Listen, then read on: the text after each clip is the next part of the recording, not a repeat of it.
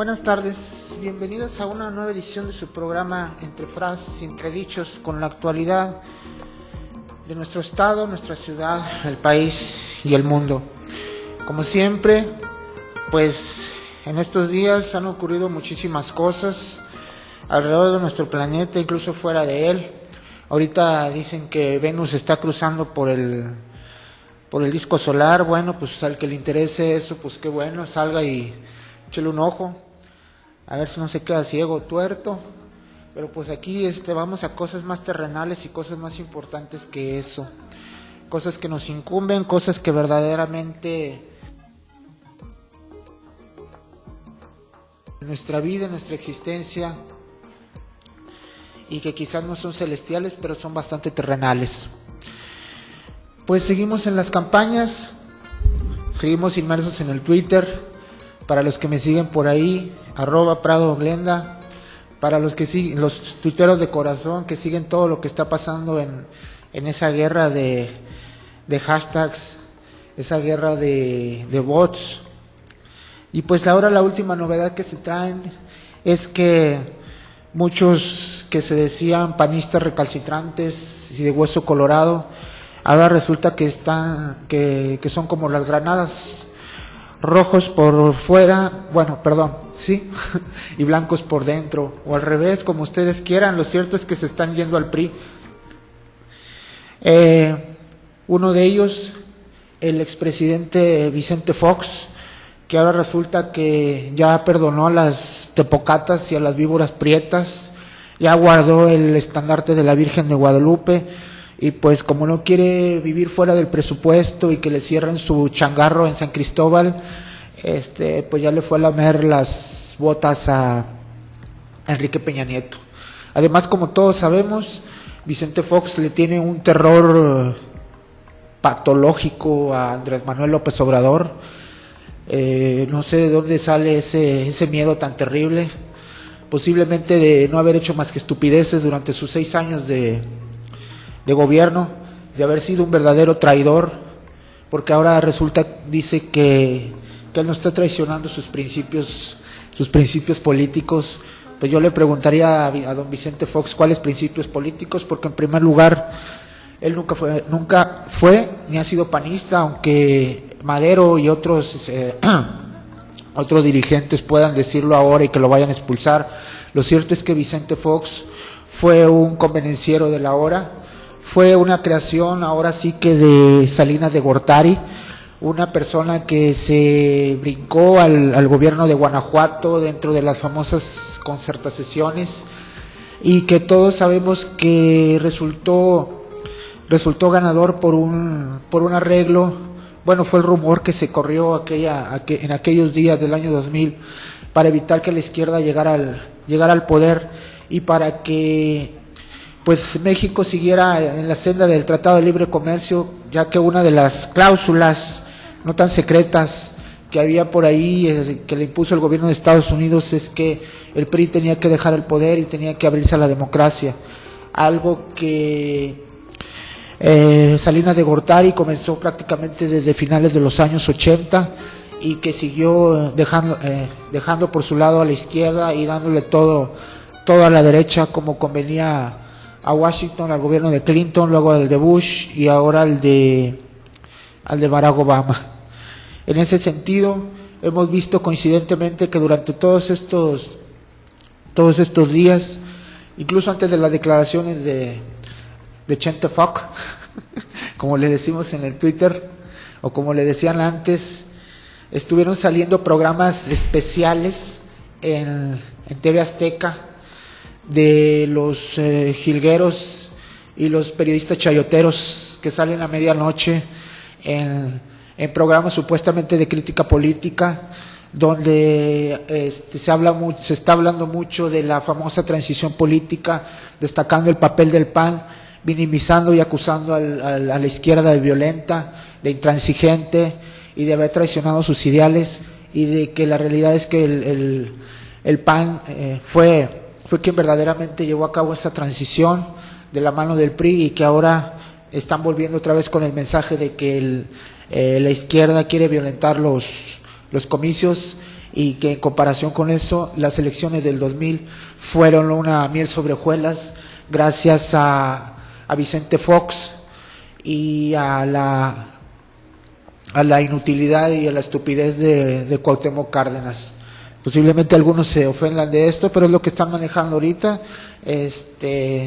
Ahí están los programas de TV Azteca, cómo se está hablando sobre esa dichosa transición, que en realidad no fue una transición, sino fue una traición a millones y millones de mexicanos que desgraciadamente le dimos un voto de confianza a este hombre, pensando que iba por fin a impulsar una verdadera apertura como la que se llevó a cabo en España en los años 70 y como la que se llevó a cabo en la Alemania Oriental en los años finales de los 80 y principios de los 90.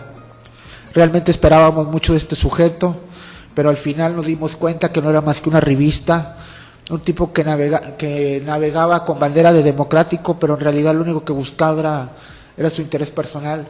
Ahora ya ni siquiera los chistes ni las estupideces que hacía nos pueden causar risa, considerando que este sujeto ahora resulta que ha sacado el priista que todos esos tipos como Espino llevan dentro y que lo único que buscan es que gane Peña Nieto para que les perdone sus pecados del pasado y los integre a su gabinete.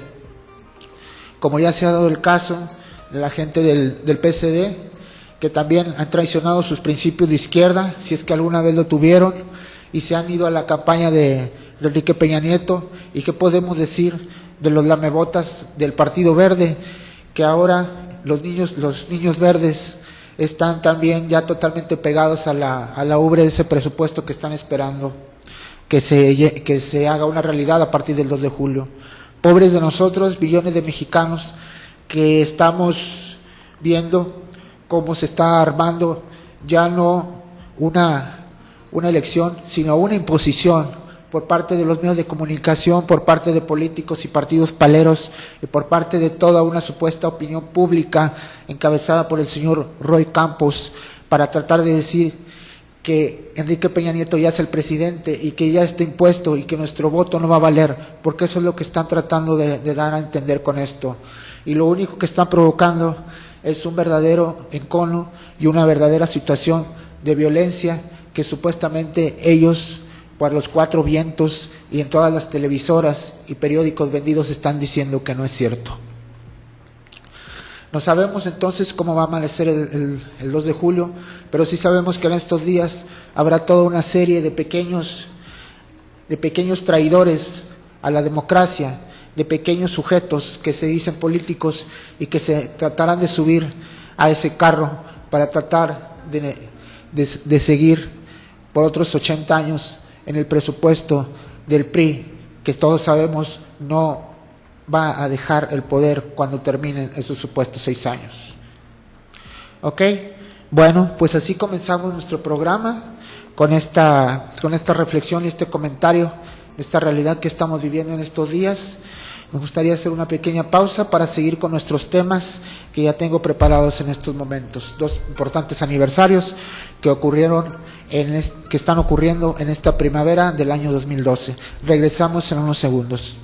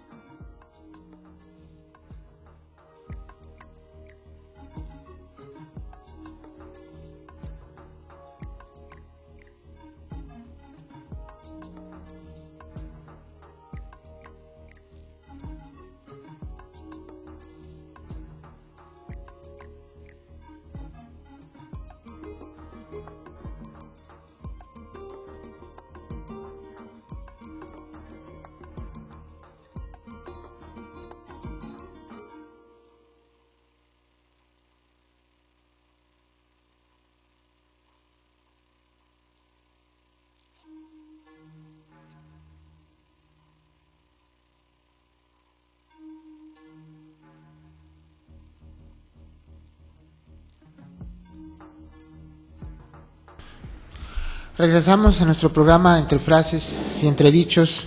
Como les decía antes de entrar a corte, esta primavera del año 2012 se celebran dos importantes aniversarios, uno a nivel nacional y otro a nivel de América Latina. Vamos a empezar con el de aquí de México, que realmente en estos momentos pues yo creo que tiene una verdadera importante trascendencia si lo vemos en el contexto histórico y social de lo que ha sido el desarrollo político de México a lo largo del siglo XX. El 23 de mayo de 1962, exactamente hace 50 años, sí, más o menos, sí, 50 años exactamente, México se preparaba a recibir una de las visitas más importantes que había tenido en los últimos años y que para el entonces presidencialismo priista encabezado por Adolfo López Mateos era como una de las antesalas principales para que México entrara a la Liga de las Naciones de Primer Mundo, aunque bueno, ya se nos consideraba en otro sentido, pero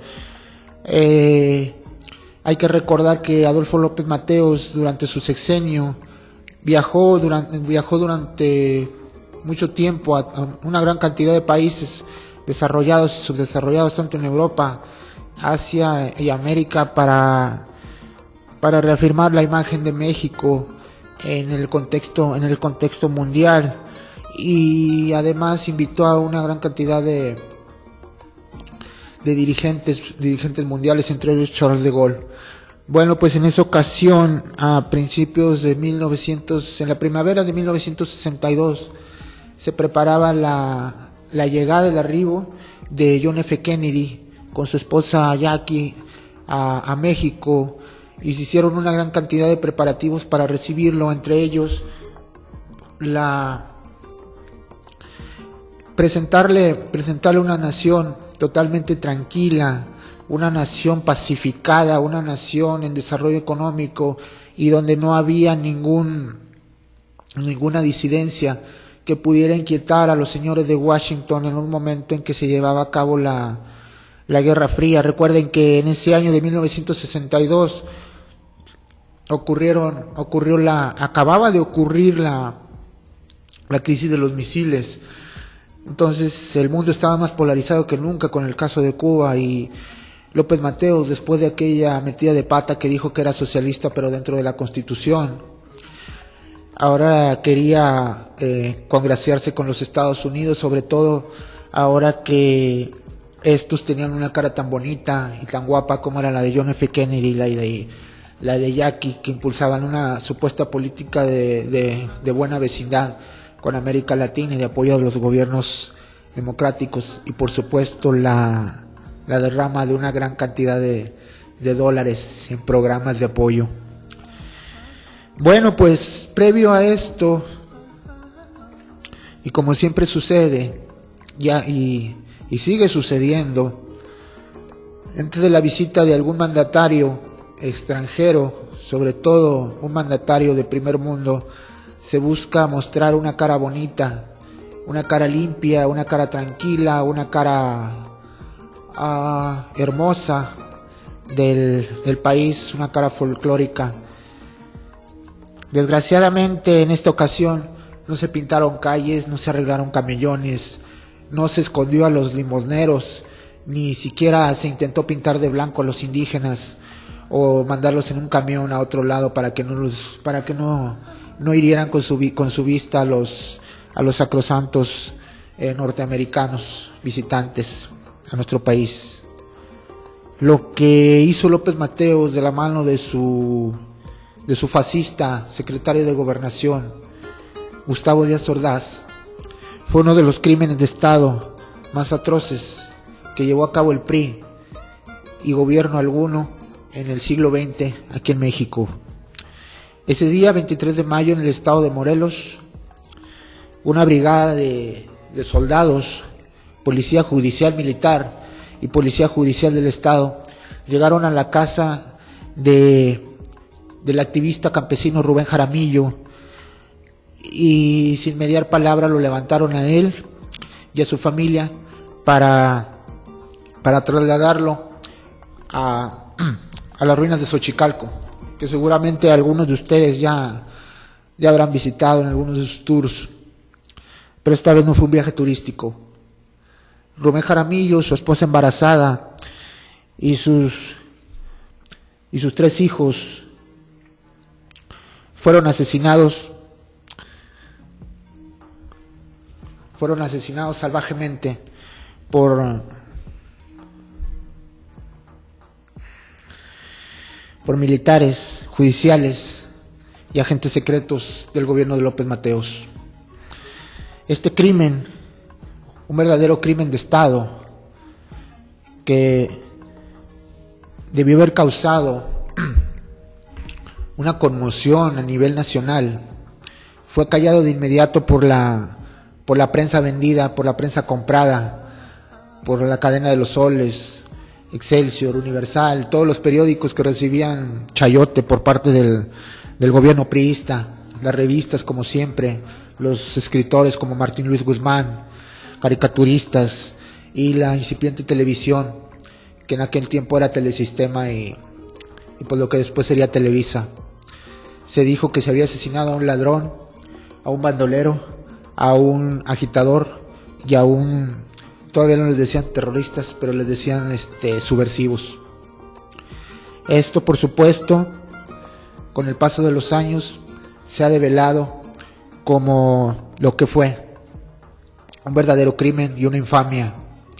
Una infamia porque Rubén Jaramillo, quien había nacido con el siglo y era nativo de ese estado de Morelos, zapatista primero, luego pues campesino toda su vida, activista, fundador de partidos políticos, incluso aspirante a gobernador de Morelos, intentó por todas las vías democráticas tratar de cumplir el sueño de Zapata en este estado, que era tierra para todos los campesinos de esta zona. Desgraciadamente, la consolidación del presidencialismo priista, primero con Manuel Ávila Camacho, después con Miguel Alemán, luego con Adolfo Ruiz Cortines y finalmente con López Mateos, causaron que todas las vías políticas se cerraran. Rubén Jaramillo, en este sentido, lo que hizo fue lanzar el plan de Cerro Prieto en los años 40 y lanzarse a la guerrilla de la misma manera que lo había hecho Emiliano Zapata.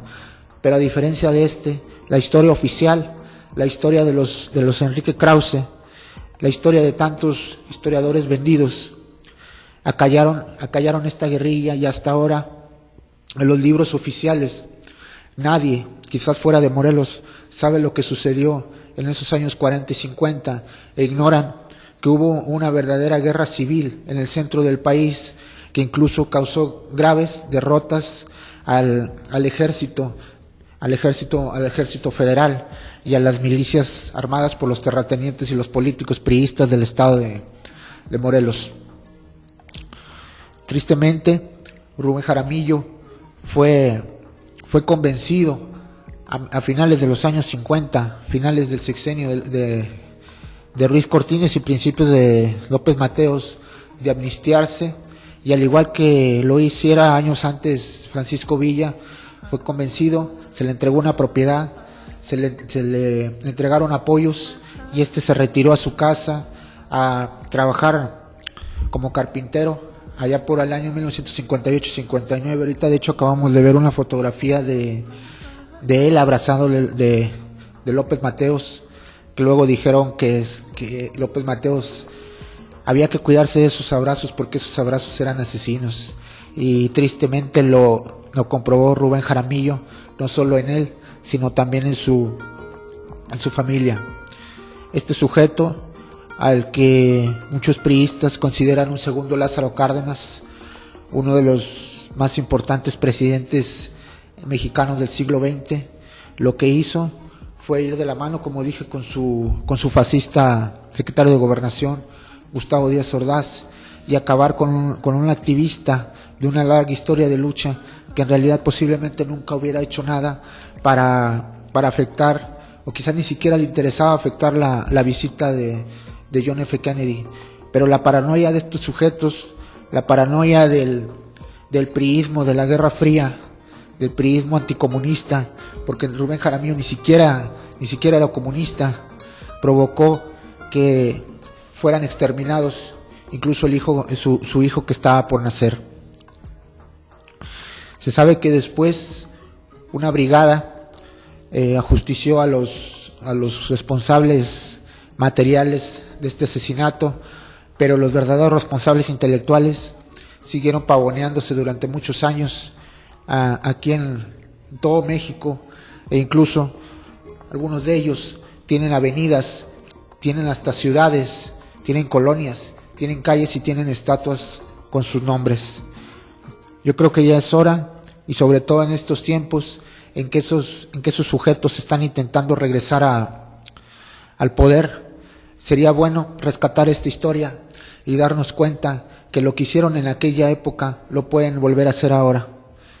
Muchos activistas, como una servidora, o otros muchos, como la gente que ha caído buscando a sus hijos desaparecidos, defendiendo sus tierras, o incluso denunciando a los militares y a los policías, saben en carne propia que estos gobiernos de ninguna manera van a aceptar que se siga luchando por nuestros derechos humanos, como lo hemos hecho durante todos estos años. Estas voces críticas no se permiten dentro de un gobierno presidencialista priista, y mejor que nadie lo supo Rubén Jaramillo, lo supo Lucio Cabañas, lo supo Genaro Vázquez, y lo supieron cientos de estudiantes, mujeres, hombres, incluso niños, que intentaron enfrentarse a este monolito. Pues recordemos entonces a nuestro querido Rubén Jaramillo, recordémoslo no como una promesa que no se cumplió, sino como un recuerdo que nos debe fortalecer para hacer que esta historia no se vuelva a repetir, y que quienes provocaron este verdadero asesinato de Estado no solo no regresen al poder, sino que en su momento tengan que recibir, aunque sea después de 50 años, la justicia que merecen. Esperemos que así sea. Bien, regresamos en un minuto para seguir con nuestro siguiente tema.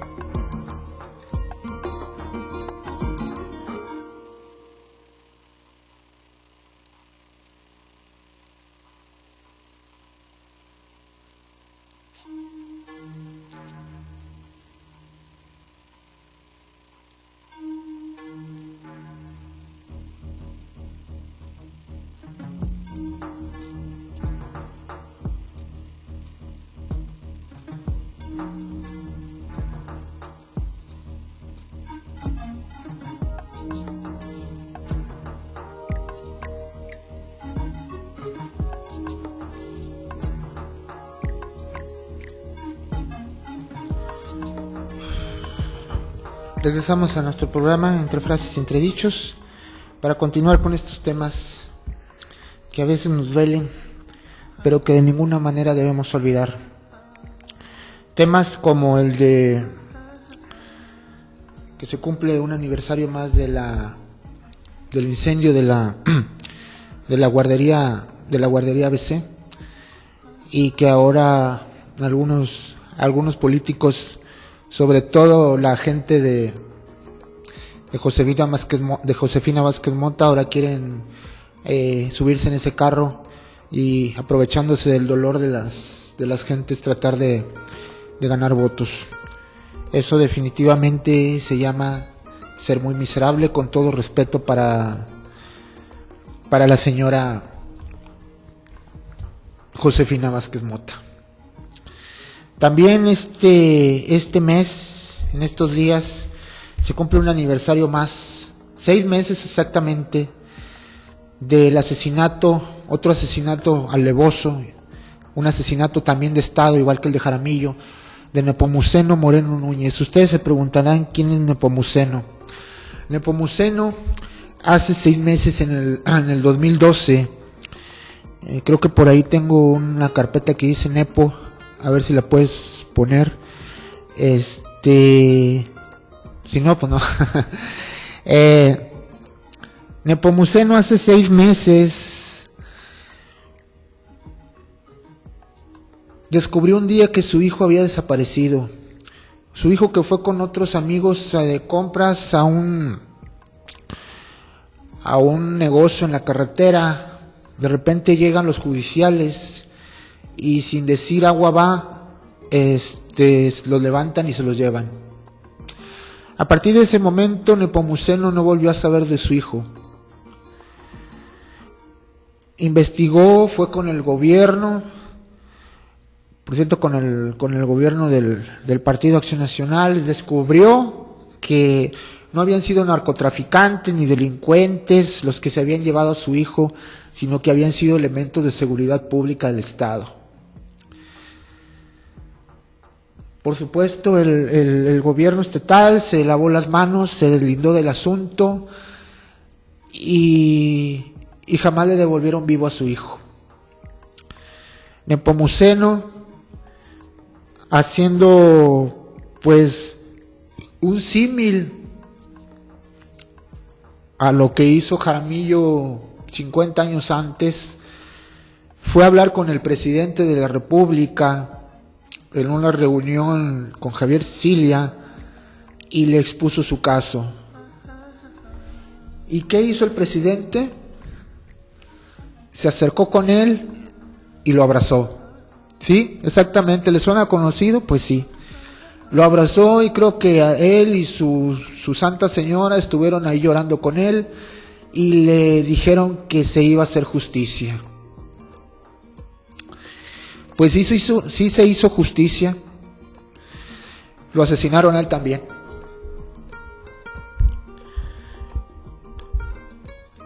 Se quedó esperando una respuesta del presidente Felipe Calderón y del gobierno de Padres en Sonora. Y un día, cuando manejaba en las calles de Hermosillo, fue atacado a balazos y muerto. ¿Esta fue la respuesta del gobierno federal o la respuesta del gobierno estatal? Por supuesto que es obvio que, y no creo que nadie con 2 dedos de inteligencia pudiera dar cuenta que Nepomuceno, al hacer esto, se estaba arriesgando y que realmente necesitaba, igual que la necesitó en su momento Maricel Escobedo, protección para que no le pasara absolutamente nada. Yo no sé si Nepo, como le decían sus amigos activistas, confió en que realmente Calderón le iba a proporcionar protección, en contra, por supuesto, del gobierno panista de Sonora, pero parece que no sucedió así. Ahora sí que estos abrazos también matan, estos abrazos también asesinan, y como se dijo después en un video que se difundió bastante en YouTube, que a pesar de lo tarde que pudiera haber sido, todos somos, fuimos y seremos Nepomuceno. A todos nosotros no nos puede asesinar Calderón, pero no se trató de asesinar solo a un activista, sino se trató de asesinar una idea, se trató de asesinar una esperanza, y se trató de acallar, como se quiso acallar hace unos días, a los padres de la guardería ABC a través de de la represión. Tristemente este no fue el último caso, se han venido repitiendo con indígenas en el sur, con activistas en el norte, con gente de derechos humanos en el centro. Me atrevo a decir que este gobierno de Felipe Calderón ha sido donde más se han llevado a cabo asesinatos de activistas de derechos humanos, y coincidentemente es cuando más se acerca el cambio de gobierno, es cuando están recibiendo más agresiones. ¿Qué podemos hacer? Tratar de que, como en el caso de Jaramillo, no olvidar, no perder la memoria y saber quiénes están provocando esta violencia y quiénes han provocado que el número de nepomucenos en todo el país se haya elevado a más de, yo creo que ahorita ya llevan más de 60,000 víctimas. Y parece que el PRI de Peña Nieto ahora sí que se empeña en seguir esta guerra estúpida, y también Chepina Vázquez Mota, por lo que vuelvo a repetir, pues todos sabemos lo que sucederá si ganan. Pues todos somos nepo, y este fue una pequeña rememoración y un recuerdo de uno de los más importantes activistas de derechos humanos, que él no buscó serlo, sino que lo obligaron a hacerlo, como en el caso de muchos de nosotros, y que pagó con su vida el haberse esforzado por traer un poco de justicia y un poco de tranquilidad y paz a su familia y quizás al estado de Sonora. Regresamos después de una pausa.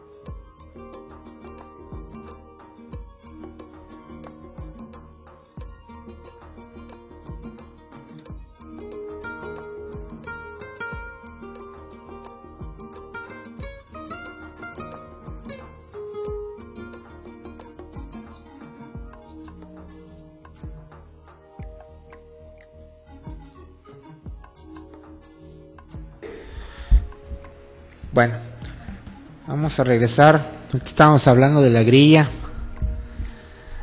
de doña Chepina, de don Enrique y don López Obrador. Que ya nadie le cree las encuestas, sobre todo las de los medios de comunicación aquí locales. Ok, vámonos a otro tema. Ya hablamos mucho de México y por aquí hay otro aniversario muy importante. Yo no sé si alguno de ustedes se acuerda de un libro que se llama La fiesta del chivo y una película que se llama En el tiempo de las mariposas con Salma, creo que sí es con Salma Hayek. Si la ven por ahí en un video, en un cineclub, pues ahí sí la renten. Básicamente, bueno, la novela también está muy buena, independientemente de la ideología que tenga Mario Vargas Llosa.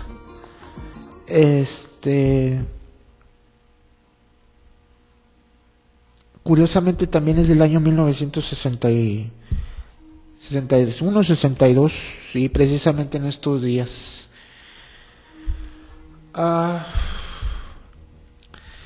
A principios de los años 60, mientras aquí teníamos nuestra dictadura perfecta, como la llamó precisamente Vargas Llosa, en otros países de América Latina se vivían dictaduras a secas, dictaduras que ya llevaban pues prácticamente lo mismo que llevaba el PRI en el poder. Dictaduras que se habían establecido prácticamente desde finales de los años 20 y principios de los 30, como la de Somoza, o dictaduras que apenas comenzaban a consolidarse, como la de Stroessner en Paraguay, que también iba a cumplir su treintena ya por finales de los años 80. Pero quizás una de las dictaduras más, si se les puede llamar pintorescas, en este océano de infamia que se convirtió el siglo XX para muchos países de América Latina, sobre todo en general de toda América Latina, con sus honrosas excepciones. El que más destacó fue Rafael Leónides Trujillo, un sujeto que para las nuevas generaciones quizás no signifique mucho, pero que en aquella época fue un personaje del que se hablaba en todo América Latina e incluso todo el mundo. Un sujeto que creó, si es que existe, la dictadura perfecta, la dictadura unipersonal, la dictadura que pudo sobrevivir a la Guerra Fría, al comunismo, a la Segunda Guerra Mundial, a los cambios de gobierno en los Estados Unidos, y que incluso se convirtió en un momento dado en un árbitro de la política en el Caribe y en Centroamérica. Rafael Leónides Trujillo, que llegó al poder en 1930 y que se mantuvo en durante más de 3 décadas, manejó con puño de hierro la República Dominicana, y cuando se hablaba de ese país, de inmediato se hablaba de Trujillo, hasta el punto que ya nadie sabía definir en dónde se separaba la línea del país y la línea del dictador. Todavía unos años después, la sombra de este sujeto seguía perviviendo en toda la zona del Caribe, junto a la gente como Fidel Castro, gente como papá Doc Duvalier, y como los pequeños dictadorzuelos militares de Centroamérica. Rafael Leónides Trujillo creó una dictadura tan cerrada, tan personal, tan monolítica, de un solo hombre, donde él era la República Dominicana, que increíblemente a lo largo de todo ese tiempo no hubo un solo intento en su contra que pudiera fructificar. Era muy común que en las casas de la gente más humilde hubiera pequeños cartelones que decían: en esta casa primero Dios y después Trujillo. Había Ciudad Trujillo, había un pico Trujillo, había puentes Trujillo, había estatuas de Trujillo por todos lados, había un instituto cultural para analizar la obra de Trujillo. Había, pues él era dueño de absolutamente todo. Eso de que era dueño hasta del aire que respiraban los dominicanos era realmente cierto.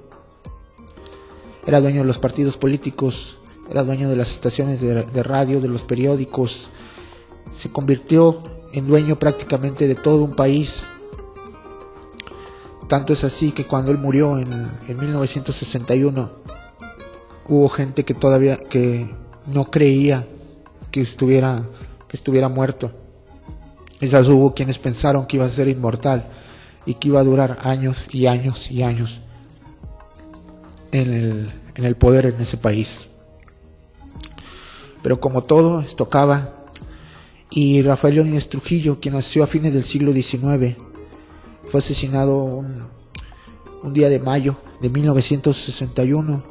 Se dice que con el apoyo de la CIA y del gobierno de John F. Kennedy, que no quería tener problemas con un gobierno que había demostrado ser tan rebelde como el de Fidel Castro, y en una época en que se preparaba la aventura de Bahía de Cochinos, y que también se intentó eliminar a Castro. En este sentido, Leónidas Trujillo no puede ser calificado ni de comunista ni de capitalista, sino simplemente de un dictador que se movió al tenor de las diferentes corrientes que existían para poder mantenerse en el poder. Y si en un momento dado fue un total adulador de los Estados Unidos, después llegó a aliarse con Castro e incluso coquetear con la Unión Soviética por pura conveniencia. Todo con tal de mantener un poder que se le comenzó a ir de las manos después de 30 años, pero que él siempre consideró como algo que era parte de sí mismo, y que incluso le dijo a los políticos y reporteros de Estados Unidos que trataron de convencerlo de dejarlo y de abrir a la democracia República Dominicana, que él no podría vivir sin el poder y Dominicana no podría vivir sin él. Pero bueno, como dije antes, todo acaba, y República Dominicana, después de aquel año de 1961 y de una vergonzosa invasión de los Estados Unidos en 1966, logró recuperarse y ahora es una de las democracias más estables del continente americano, incluso pasando sobre los turbulentos años 70 y 80. Qué paradójico que teniendo una dictadura como esa, ellos hayan logrado llevar a cabo esa transición, ya que en esas décadas, en esos 50 años, prácticamente que yo recuerdo no ha habido ningún golpe de estado en República Dominicana, y eso que están pegados a uno de los países más pobres, inestables y con una de las dictaduras más feroces que han tenido América, como es Haití.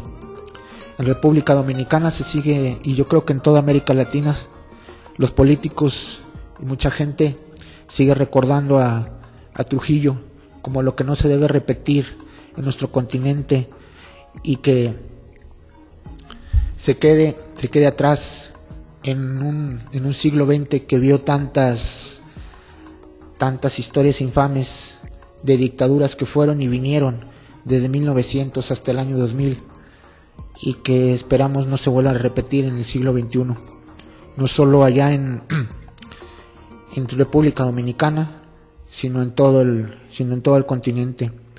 Y pues un comentario, curiosamente, quien él considerara en su momento su aliado, un aliado oficioso, y que quizás pensó que iba a terminar como él, o que no iba a durar mucho, Fidel Castro sigue vivo y sigue presente como un poder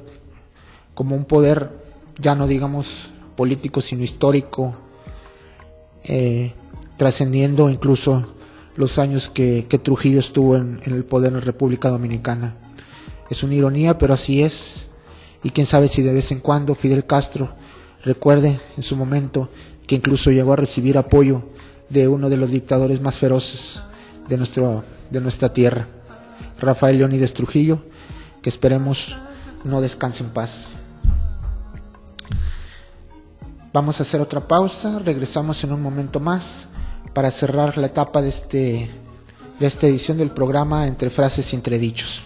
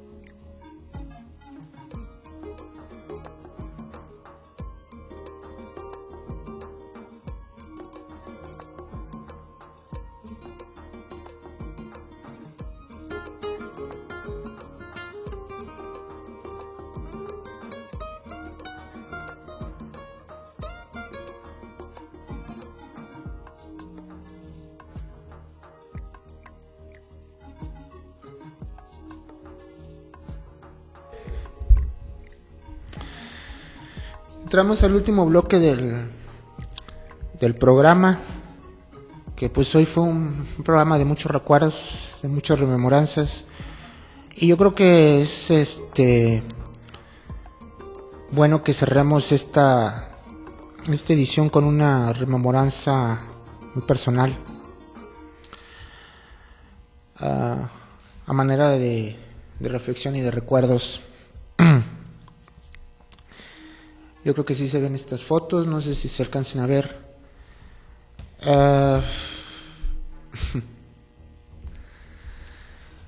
Hace 15 años, en Monterrey, Nuevo León, en el Día de la Libertad de Expresión de 1997, cuando... ¿Sí se alcanzan a ver? Sí, yo creo que sí ha cambiado mucho, ¿eh? Estas fotos las tomé en el año 2003, me las tomaron en el año 2003, más o menos 2003 y 2004, allá en Monterrey. Listo. Ok. Bueno, como les iba diciendo, el 7 de junio del año 1997, yo estaba trabajando para un periódico de la ciudad de Monterrey y pues yo creo que ya muchos saben la historia. Me detuvo la policía por estar vestida de mujer en la calle y pues perdí mi trabajo. De ahí para adelante tuve que esforzarme para salir adelante, para salir de ese bache en el que hemos enfrentado muchas como yo, el hecho de, pues ahora sí que de ser sacadas del closet del anonimato y tratar también como muchas de poder sobrevivir en una sociedad tan intolerante y tan homofóbica como podía haber sido la de Nuevo León en 1997 o la de Coahuila todavía en muchos sentidos. Pues el hecho es que han pasado ya un cuarto de siglo, 15 años, y lo impensable sucedió. De aquella triste y oscura noche en que pensé que se había acabado toda mi vida y toda mi existencia, resulta que ahora estoy transmitiendo un programa que se ve en toda América Latina. Realmente cómo da vuelta la rueda de la fortuna y las cosas. Y pues quiero agradecer a todos los que me han ayudado a salir adelante en estos años, los que me han dado estas oportunidades y los que me han permitido salir adelante en esta lucha constante, los que han estado a mi lado, los que ya no están, los que caminaron mucho tiempo conmigo y se quedaron atrás, o incluso los que todavía espero que van a llegar muy pronto, porque tengo la confianza de que esta lucha, que inició un oscuro y triste atardecer de junio de 1997, no se detiene el día de hoy, sino que va a continuar con nuevos proyectos como este. Y pues realmente sí he visto la luz al final del túnel, y he descubierto que hay Glenda Prado Cabrera para rato. Pues a todos los que me ven, les agradezco mucho el haberme acompañado, y espero que me sigan acompañando en estas siguientes emisiones, donde pues espero ya no estar sola, sino tener más invitados, transmitiendo aquí desde este estudio de MDTV en Saltillo, Coahuila, hasta que el cuerpo aguante o el director del programa diga.